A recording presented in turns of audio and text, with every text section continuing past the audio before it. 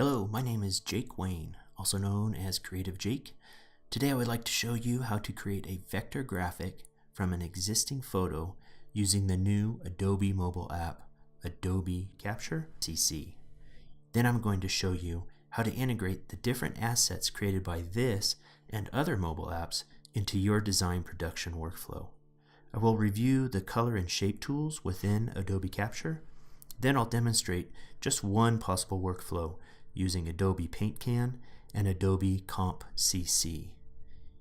We're going to create an invitation for a friend of mine, and ultimately we're going to end up inside Adobe Illustrator CC on my desktop using Adobe Creative Cloud Libraries and Adobe Sync technologies. Alright, we got a lot to show, so let's get going. Okay, so to begin here, previously you may have used Adobe Shape or had heard about it. I wrote about it previously. If you were to have already downloaded and opened up Adobe Shape, this is what you will see. Basically, Adobe telling you that, hey, you should switch to Adobe Capture CC. The cool thing that they've created here with Adobe Capture CC is that it's integrated Adobe Shape and 3 other apps. So let's go check it out. You can download Adobe Capture for iPhone, iPad, and iPod touches, as well as Android devices. You can get these at the iTunes Store or Google Play. So if it is your first time, or if it's been a while since you've opened up Adobe Capture, you'll be asked to either get a free Adobe ID, which is required, or to sign in with your existing Adobe ID. I'm going to go ahead and sign in. Here we are in Adobe Capture. It may look a lot like Adobe Shapes if you've been there, but there are some differences here. One key thing is we have our My Library, this new library here. If you have other libraries already created, you'll be able to see those there. You can create a new one as well if you'd like. I'm going to hit cancel here. I'm going to quickly rename this My Library here to something that's a little bit more descriptive.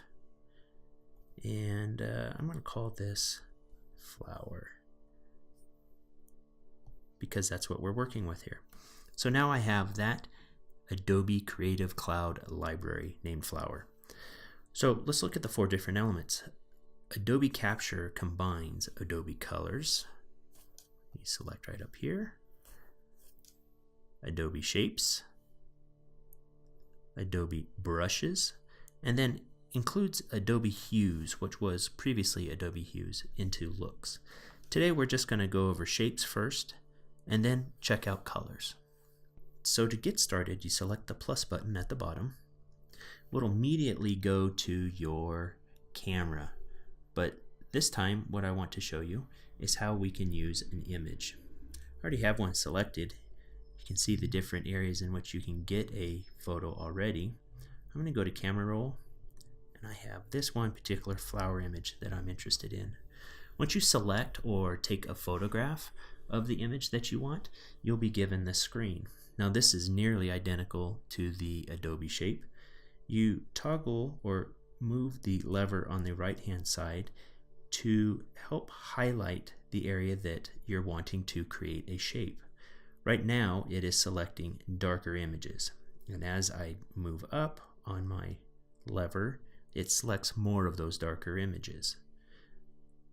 Now what I really want is the flower shape itself. So by selecting the white icon, looks like a brownie photo camera to me, I select that, it'll start selecting the lighter areas, and this is what I'm wanting. So I'm going to pull this in here, kind of select the general area that I want. Once the green area is showing what is going to be selected, this is the area that I want to have. So I'm going to press the green shutter button on the right, and then that'll immediately come in and show me what elements are selected. Now one key difference between Adobe Capture and Adobe Shape on this part is before there was just kind of a nondescript toggle back and forth that in essence do the same things here. So now we have words on the bottom telling us that, hey, right now we can remove from shape.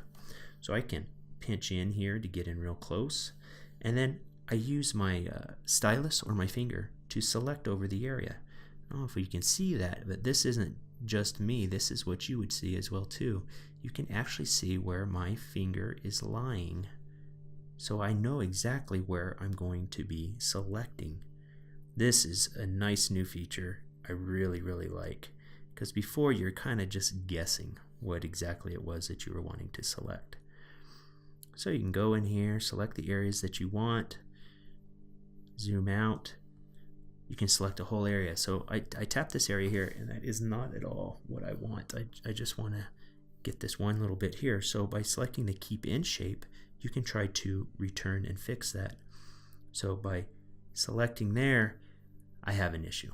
So I want to get rid of the top area there. I've selected too much in essence. So let's real quick go back by selecting the capture in the upper left hand corner. And that'll bring us right back to this step here. Looks familiar. I know that this area up on the top is selecting too much. Now what I just did here is I selected the image and it's showing me the preview so I can have a better idea of what is actually being selected in a black and white way. So I'm going to go ahead and pull this down just a smidge, and I think that's going to clear me out of the issue that I was having with that upper area. I'm losing a little bit more down below, but I think that's okay. Down on the stem, that's okay. I'm going to press the shutter button, bring me right back in here. Now it immediately puts me to the remove from shape, and I'm going to use my finger here to deselect that area. Yeah, that's much, much better. Now, what I like to do sometimes is if there's a lot of little pieces here and it's just having a hard time selecting it, just go ahead and select all the areas that are giving me a hassle.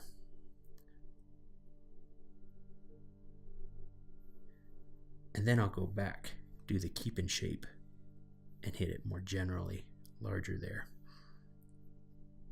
Cool, that's what I'm wanting. So once you're ready from here, you can basically just add, subtract, or go back, or in the upper right hand corner, hit next. And with next, it's going to go ahead and draw out all of those shapes for me. These are your vector shapes that you will be finalizing and that you'll be able to send into other applications. So now we're done. When you're done, there's no beeps or whistles or any change of screen. You just know that it's done because then the next button is available for you. So we'll select that. If this wasn't anything I wanted, I could go back to the left using refine. So I'm selecting next. Now this is another one of the features that I really like. About number 3 on my list here. It's showing me the finished image at the top. I'm allowed now to make my shape name. I'm going to call this Flower Light, because that way I know. Sometimes I like to go in and do the dark areas. Hit return. This is in the library flower. I can at this time also change it into one of my other shapes libraries, where before I was not able to do that. And then it also shows me the shape, the image in which it came in. A lot of good information here, especially if you're using this quite a bit and using a lot of similar images. This is a good reference. We'll hit save shape at the bottom there, and voila, we already have the shape ready to go. Now from here, it's automatically saved in my Adobe Creative Cloud library called Flower. But say, there's a few things in here, just checking it out. I can get all my information about where this is. This is a private item. I'm not collaborating with anyone within that library, so it is a private. I can look at the original image. Go back to my preview here. From here, I can duplicate in the lower left-hand corner, and it can tell me where I want to duplicate this. And this is super great because otherwise, in the past, you would have to be able to do this from the desktop only. So now we have this feature within the app itself. I'm not looking to put it anywhere else. From here, I could also share it by selecting the middle button. I could put it to Facebook, Twitter, email. I could copy the link. Let's see what other more things. It's creating a shared link, and I can provide it this way as well too. I could also just delete this image directly from here too. Simple and easy in the lower right hand corner. So what I'm really wanting to do is, some of these edges are a little sharp. I'm going to go ahead and duplicate this image here just to show you. Same library, same exact images here. I'm going to take our second one and I'm going to hit the edit button in the upper right hand corner. What this does here is I could then just maybe I didn't want all the stem in this one. I could maybe take that away, and I'll do that just so that we can see the difference. In the upper right hand corner though, there's also a smooth. By selecting this, it's going to smooth those edges for me just a little bit. Okay, I can go ahead and hit save when it is done. You see that work bar across the top tells you when it's still operating. Here's my new image, but let's check it out, compare the two. You can see, oh so slightly, there is a difference between the two. The newest one being on the left versus on the right there. Let's go ahead and open it up here again. I'm going to hit edit one more time, and I'm going to hit smooth one more time. This is great if you're really looking for some nicer, less rough edges. It's still not going to be perfect, and I've heard this as a complaint. It's alright, because this is just the capturing stage of the image itself. In the past, what you would have to have done is either traced over, drawn, brought it into Illustrator, hand drawn over this, or a number of other different techniques. At this point, we have an image, a vector graph image, that is ready to be edited within Adobe Illustrator or some other application. So I'm done with this here. I'm going to go back to the library, see if you can see in the upper part of that flower, you can definitely see some of those shapes becoming smoother. So this is a nice refinement. That's it. We've taken a photograph image, created a vector graphic. It's now within our Adobe Creative Library, and we'll check that out in a little bit. But before I move on, I want to start to begin to show you some of the other apps that Adobe has, and starting with colors within this same app here. I want to, colors came from the previous web app, Adobe Colors CC. They've combined it in here, and I'm really happy they did, because here from one spot I can start using the same image in a number of different ways for different assets that I can use later on in my workflow. Right now I want to pull some of those colors out of that photograph so that I can use them for this invite that I need to make. I'm going to select the plus button down at the bottom once I'm in the colors area, and it will immediately go to my camera, much like Shapes did. But I want to go back to my camera roll by selecting the image in the upper right hand corner, and I'm going to select that flower again. Now what this does is start to select different colors within this image for us automatically. Now I can then from here start changing by holding and dragging, and wherever my finger is you can see that targeting going on. You can also see the color changing for that one particular swatch up there. If I want to change maybe some different tone palettes, see the happy little face over there? What a great little icon. We select that here and it'll give us some different things. It automatically always starts with colorful, and that's what we had at the beginning. But let's try some of these other ones just to see how the colors change. This is bright, muted, pulling some of those darks in the back, and a little bit of the green here. Deep, you gotta say it like that. Dark. Very good. Out of these, I do like the colorful the most. I do want to change, some of the yellows look a little too close there, and I would like to have a green. So the one yellow that I'm not as excited about is this guy, and I'm going to drag him down, and I'd like to get a nice dark green, maybe something for some text later on. We'll see. So from here I'll select the shutter button,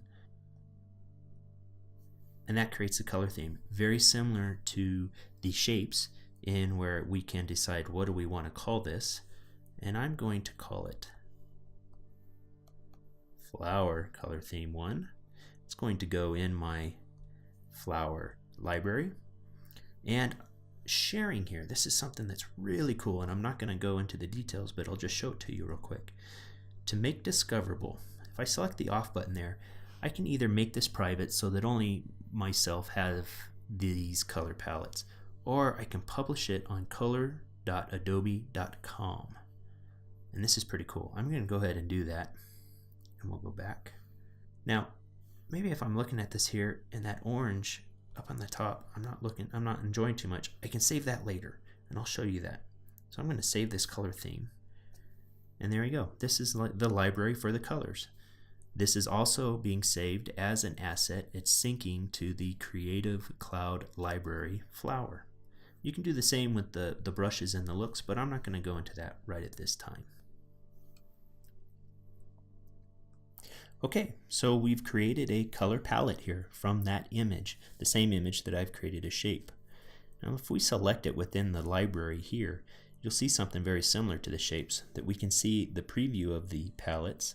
I can go move to info here, find out the name, where it's located, but here is the cool part. I can copy the link when I'm sharing it through color.adobe.com. It'll automatically copy that link to my clipboard, and if I go into Safari, paste and go, so here we have, you'll notice that there's 3 menu items up at the top: Create, Explore, and My Themes. Now I'm not signed in here, but if I go to My Themes, it'll ask me to go ahead and sign in. So let me go ahead and sign in real quick. So now we go into My Themes. We can see all of my different libraries that I have and my different color themes. I'm going down here to the very end here, color themes. From here, selecting it, I can either delete the swatch or the palette, or I can edit a copy of this. I can do this also from my themes as well. And this is what I really like, is that I can quickly change this orange here. I really wanted something a little darker. And I can use my slider tools here down below. You can see how it adjusts up here in the color wheel. I can also adjust it that way as well too. Not so much. There we go. I wanted something a little bit, just a little bit darker. The rest of these are looking pretty good, and I can go ahead and save it. Now this will save as a copy, or save the changes to this original theme, which I'll go ahead and do. Cool. So I just wanted to show you that there. The other thing you can do is if you go to Explore, you can start to see what are other color palettes that are going on. And this might be a good way, if you're just trying to explore a little bit, to immediately start using that within your own designs. I'm really liking this this guy right here, and I want to go ahead and save him into my library. I can choose which one I want. Let's find that flower. There it is. And I can keep that. You can see the different tags that have been put in here by the creator. Very helpful. And I'll go ahead and hit save. So let's go back to Adobe Capture real quick. This is where we left off. Here we can also see the image in which the colors were taken from. Now, if I go back to the library and I select this again, I can do the same things along the bottom here that I was able to before. I could save these in different libraries. I can share these color themes different ways there, or I can delete it as well. Can always go back and edit it from here. Very similar to what we saw on color.adobe.com. And I'm not going to really mess with anything here, but you can see you basically can start messing with it very similar to the way we had before. You can look at the image.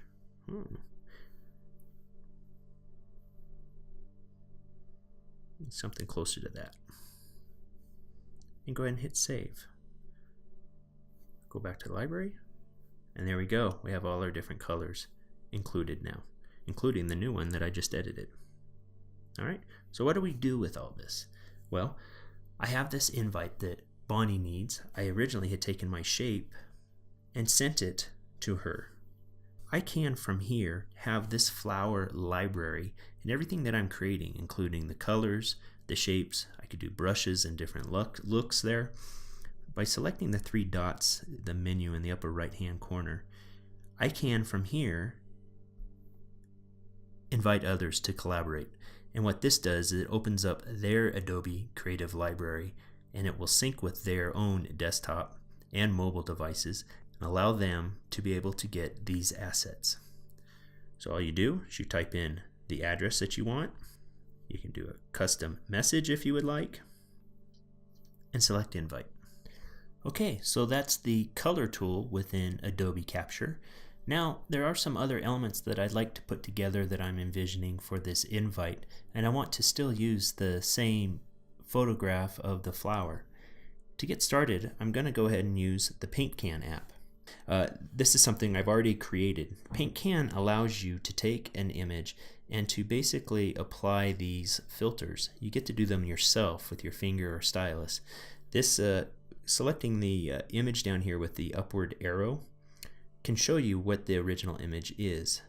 And this is where I've gone. And this is what I've saved out to my photos by selecting the downward arrow to the right here. Now I can also save this out via email or messaging and social networks.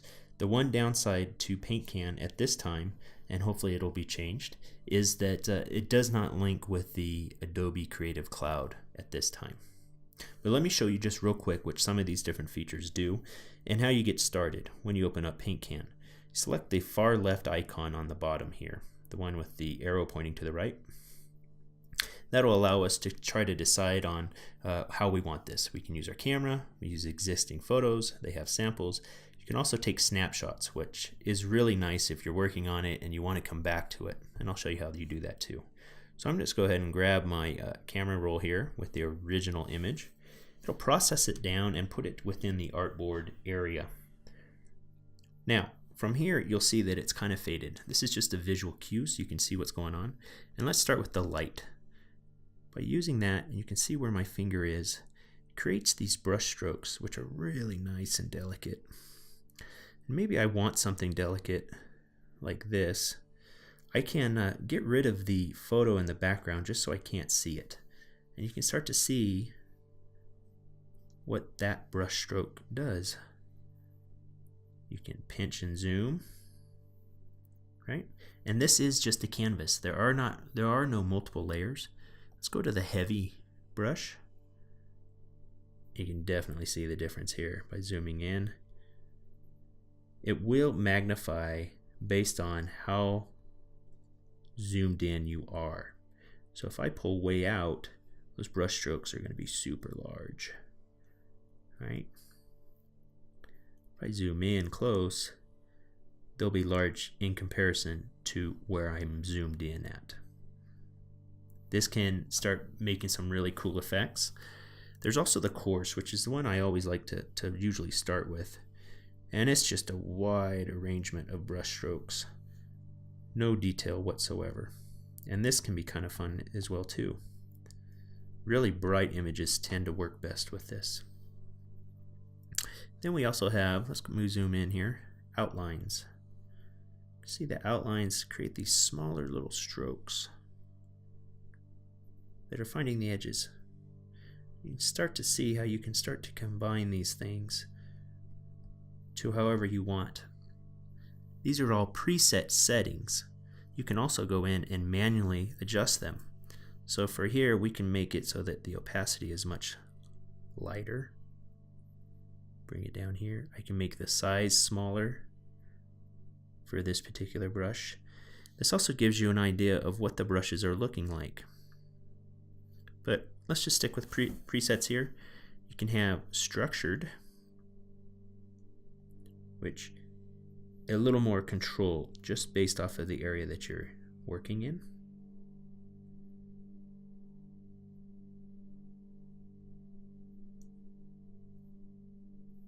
Fun. Then there's the organic, which is much looser in the way that it applies the paint. There's lines, which basically will grab the color of the area that you're selecting from and paint a different stroke on. I don't tend to use that a whole lot unless it's just like a small edge that I really want to accentuate. But what I tend to like to do, if it's a subject that I want to force the focus to a little bit more, is that I'll use this face. And the face gets in there with a nice detail that after a few scrubs refines it so well, it really focuses that detail quite a bit. Now we also have a smoothing. This is not found on the iPhone version, and I must say that I do not believe this app is not available on Android at this time. I can apply a texture, which is very similar to coarse. And this might be good if, depending on what you're looking to do. Very similar to, reacts to your zoom. Then there's also the erase. Maybe I just did not like what I was doing down here, and I want it to be softer. You can affect those areas there. There's also rip torn edges. Maybe you're going to print this. You don't want a harsh edge. All right. So I'm just going to real quick paint this back in. Get some heavy strokes in here. Voila. So I already have the image there. I was just showing you some things that we can do there. There is a cool feature here too. There is the undo and multiple undos by selecting the button to the left. That's good for when you are experimenting and realize, uh-oh, I messed up. Now, this clock icon down here, if you select that, that saves it as a snapshot. So real quick, let's go back to the main menu here, and you can see the new snapshot is there. So I can always come back to that guy. It'll pull in everything that I've done so far, and I can continue to work on it. Or I could save it again as a separate snapshot. Now, one thing, if you want to learn more about this particular software, you can select the little gear button there and about PaintCan. If you go to the Like PaintCan on Facebook, they have some great videos there. They go into a little more depth of what the brushes are doing. But for now, I just wanted to show that to you because I'm going to use this as a background image for the next step here. So now let's move on to Adobe Comp. Okay, we're almost there. I have a background image, I have a shape, I have some different colors. I have this image in my head for this invite that I'm going to quickly put together with Adobe Comp all in one sitting here on my iPad. Then from there I'm going to send it off to Illustrator. So because of that, Adobe Comp is a bunch of lessons all into itself. So I'm going to just kind of show you what can be done and use some of the tools there and show you what's going on. So here we go. Opening up Adobe Comp. This is both for Android and for Apple devices. And you can see here what I've already created, and that's where I'm going to get. But I've done all of that within Comp itself. So let me show you how. First of all, I'm going to start a format. These are going to be little half sheet, letter sheet size invites / flyers that can be handed out, pinned up on some different bulletin boards and things like that. So I do not have an actual format that's going to work for me. There are a lot here, but what I need is something that's going to be a half letter sheet. So I'm going to select the new format here, and I'm going to call this half letter sheet. Clever. Okay, so I know that I want the width of this to be 396 points or pixels by 612. I'm going to save that format. You can see it's already created here. So now I'll open that up, and that'll be my comp area that I'll have to work with. Now I know I want to use that image that I had created on my device, and it's this cool little PaintCan image that I had here. Restrains to my area, which is super nice because I'm just using my finger here. That's pretty good for what I'm wanting. I think that's perfect. Okay, so now I want to create a frame around this here, and this is how I'm going to do it. Use finger gestures, hand gestures. That's about the size that I want.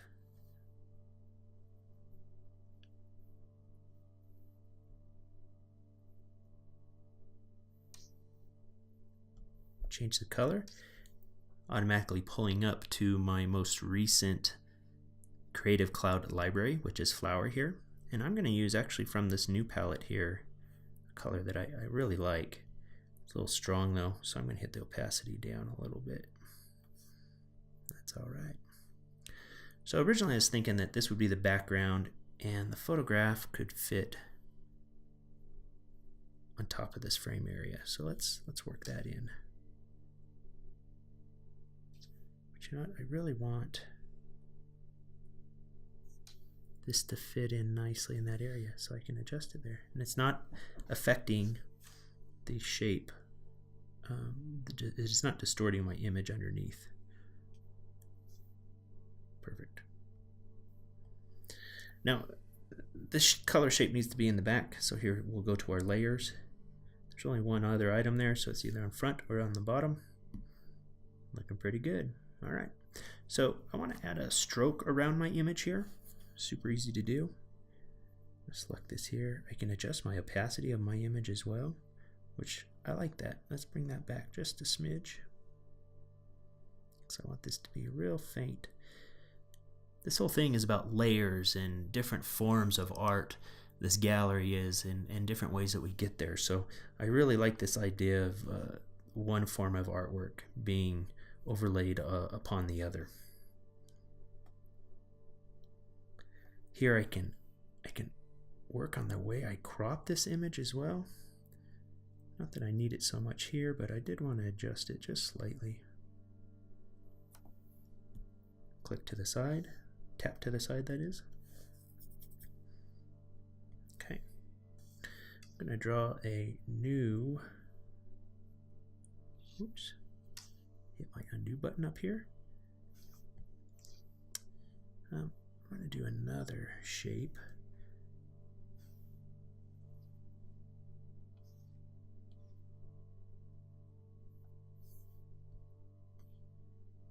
That doesn't really matter, but I want to bring the opacity way down.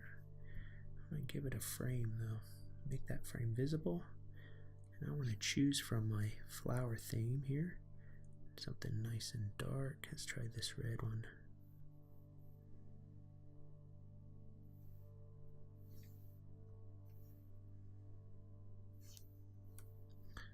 Can save that.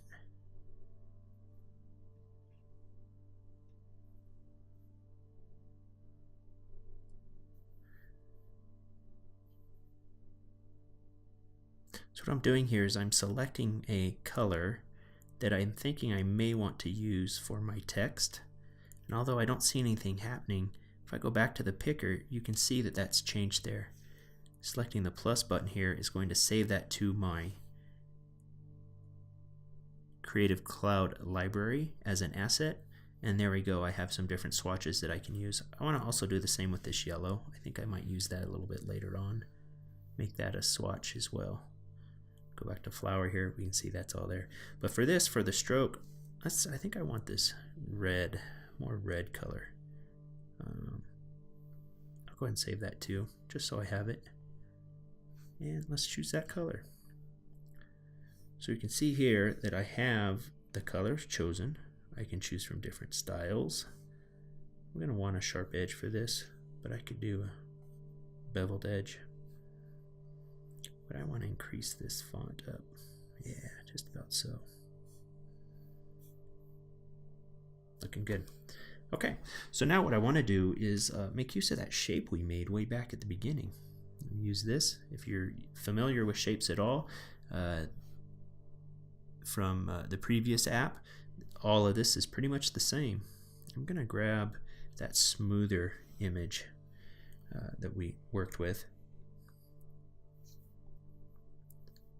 I want to change that color to this cool red, and let's start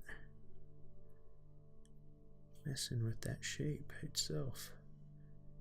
I really like that. I think that's good. Yeah. Herein lies my dilemma of what I would like to do. You know, that's something I think I could probably fix later on in Illustrator. So I'll go ahead and leave that there for now and see if I can make it work a little bit better. But that's just kind of a visual reference for me. So let's turn that opacity down. This is a comp after all, right? Okay. So now I got that. Last thing I really need is some text. So using my hand gestures here. Perfect. Bring my text in. Double click on that.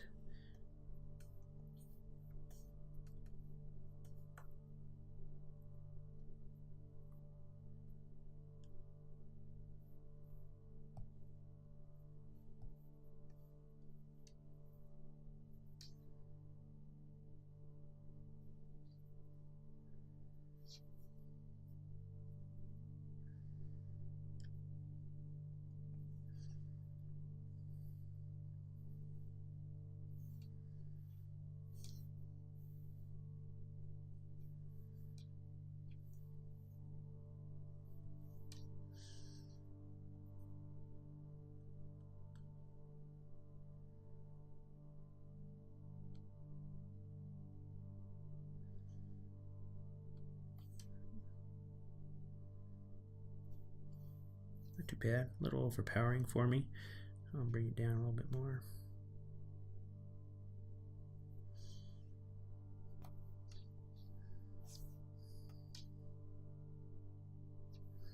Now by selecting that and then with 2 fingers rotating it, I can rotate this guy here.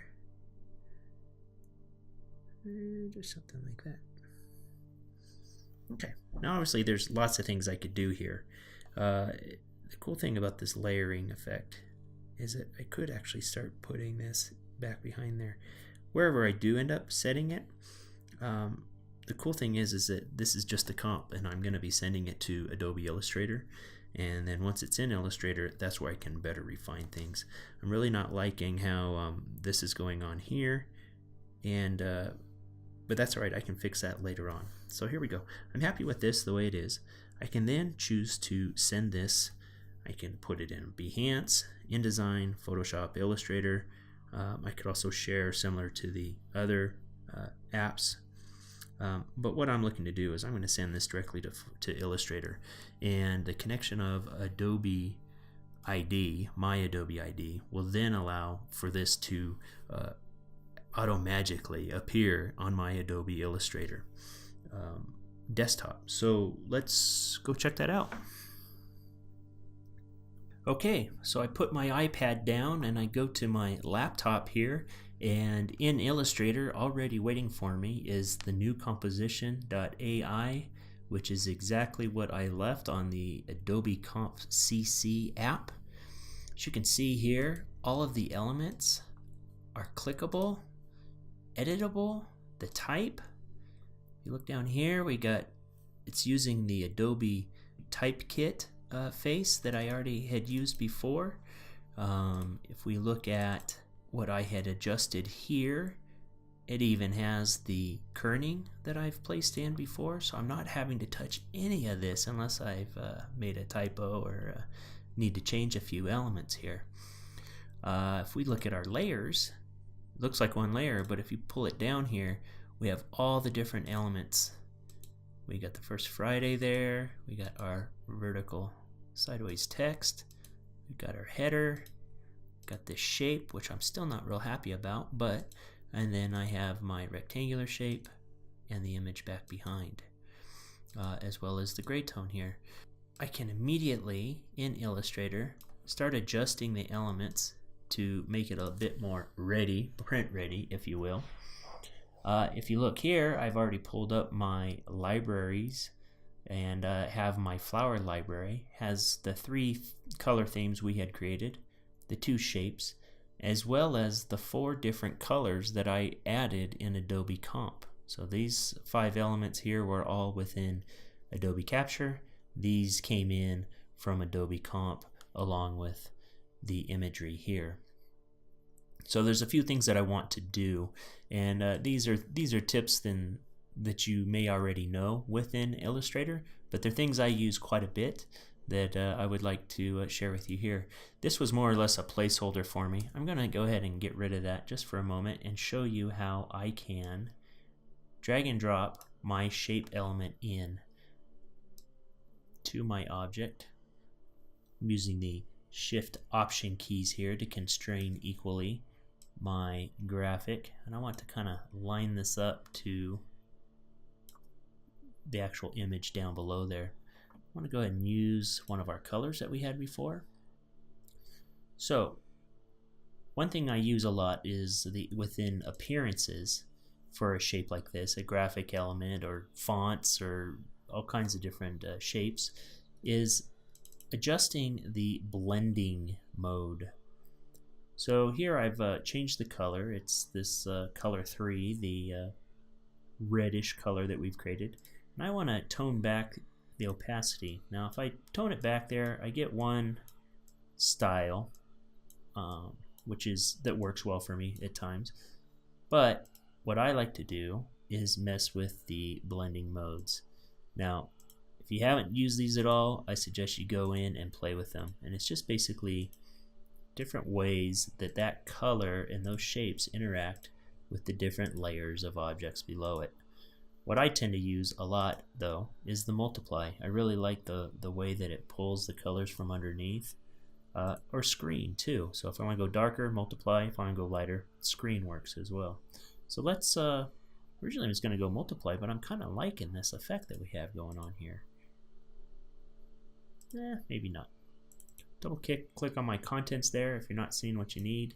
Let's go ahead and go to multiply. And I'm going to bring the opacity down here just a smidge. I want to have enough contrast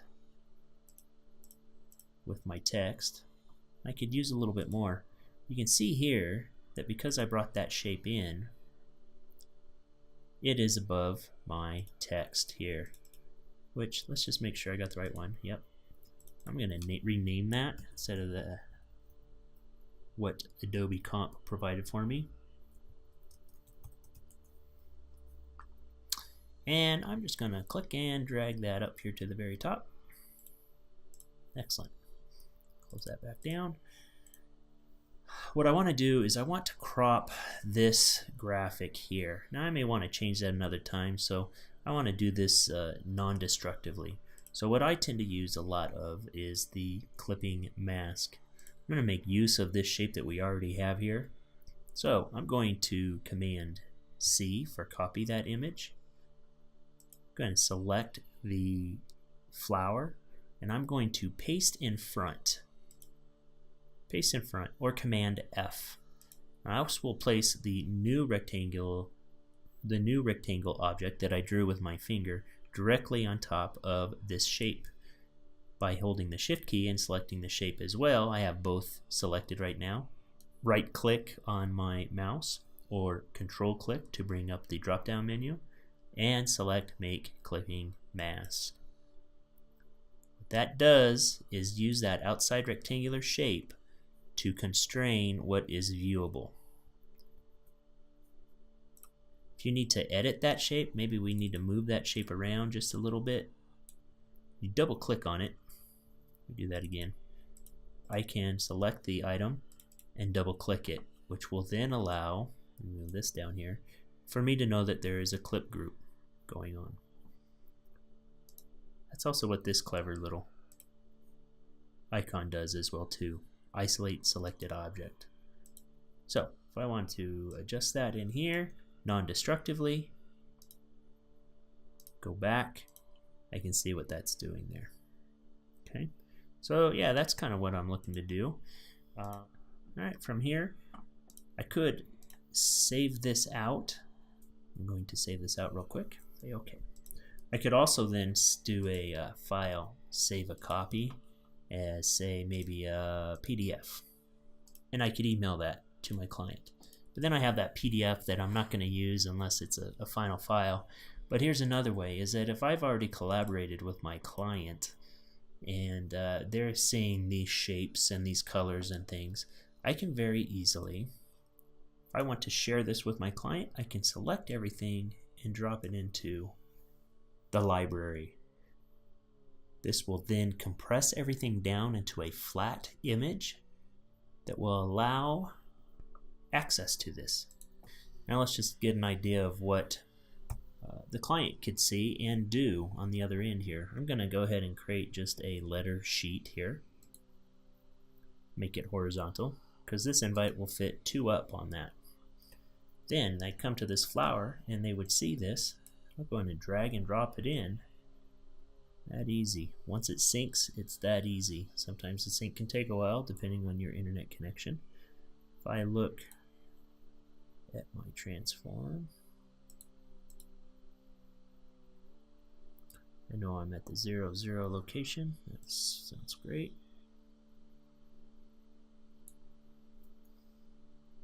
That was using the Shift option, then click and drag to copy this over. And we'll put this right at 5.5. Well, there we go. We have a 2 up ready to print. So there you go. We've started with a photographic image, created vector graphics, created different color palettes to be able to use elsewhere. We've used the same image to create a painting-like image that we're using as our background. Then from Adobe Comp, we've compiled these different pieces together, brainstorm quickly, share it to our Adobe Illustrator via the Adobe Creative Cloud, and using Creative Cloud Libraries, being able to share the artwork, both the shape and the finished comp, as well as color and color themes. There's much more to do, but I hope that this workflow somehow at least jump starts your day and maybe helps you to integrate these great new Adobe mobile apps into your general design production workflow. Thank you for your time and watching this video. I hope it is of some use for you.